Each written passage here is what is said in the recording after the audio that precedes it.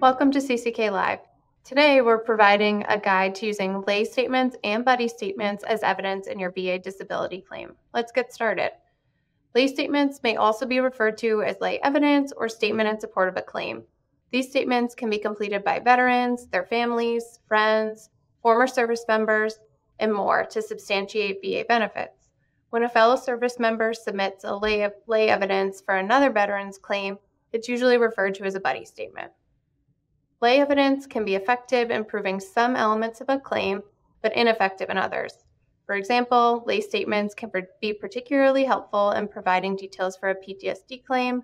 Similarly, a buddy statement can be quite effective for corroborating an in-service PTSD stressor. Lay evidence is not effective when establishing a medical nexus between the veteran's current disability and military service, which is one of the main elements of service connection. If the layperson is not a doctor, they cannot determine a link between the condition and the in-service event because they lack the expertise to make that judgment.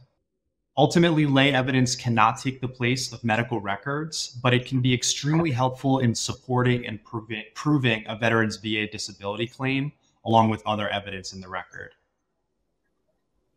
Now, for VA to consider lay evidence, it must be deemed both competent and credible. Competency refers to the knowledge of the individual writing the statement. So anyone who prepares a lay statement for a veteran must have personal knowledge of what is being discussed. Credibility, on the other hand, speaks to the reliability of what is being said. So, for example, a spouse living with a veteran who writes a statement detailing how the veteran's knee condition limits how they can help around the house could be seen as both competent and credible, because the spouse has firsthand knowledge of the veteran's situation and limitations. And lay statements should also be honest. Exaggerating symptoms can often do more harm than good and bring into question the writer or the veteran's credibility. Speaking to events that a person does not have direct knowledge of is also problematic and can ultimately negatively impact the veteran's claim. So it's important to be honest about symptoms, but also not to downplay any symptoms. If a veteran writes a lay statement that downplays their symptoms, it could cause VA to issue either an inaccurate rating or even deny the claim outright. So generally, if the veteran is the one writing the statement, they should incorporate as many details as possible. It's a good idea to provide specific examples of how symptoms impact day-to-day life. And it can be beneficial to show how certain symptoms lead to other symptoms. Again, ultimately, it's important to note that they should not be attributing a specific symptom to a medical diagnosis. Instead, a medical professional must do that, but they can write about what their day-to-day experiences are. And in a buddy statement, fellow service members can provide a detailed description of what they witnessed during this veteran's in-service event or verification of when and where an injury or event occurred.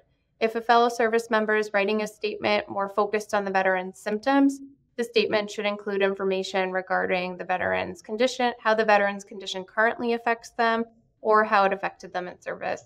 That statement should also include what the person writing the statement witnessed, how the veteran has changed as a result of service, and any other relevant details.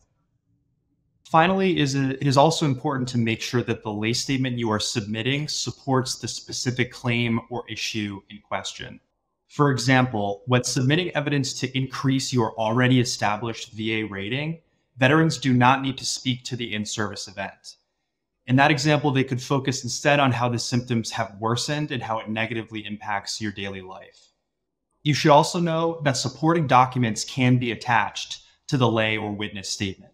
If attaching additional papers to the form, it is important to make sure that the statement section of the form acknowledges that there is an addendum attached and you are attaching additional documents.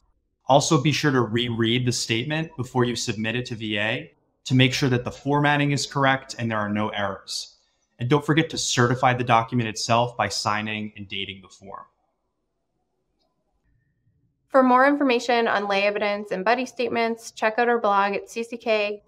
law.com/blog. Don't forget to subscribe to our channel for all the latest updates. Thanks for tuning in.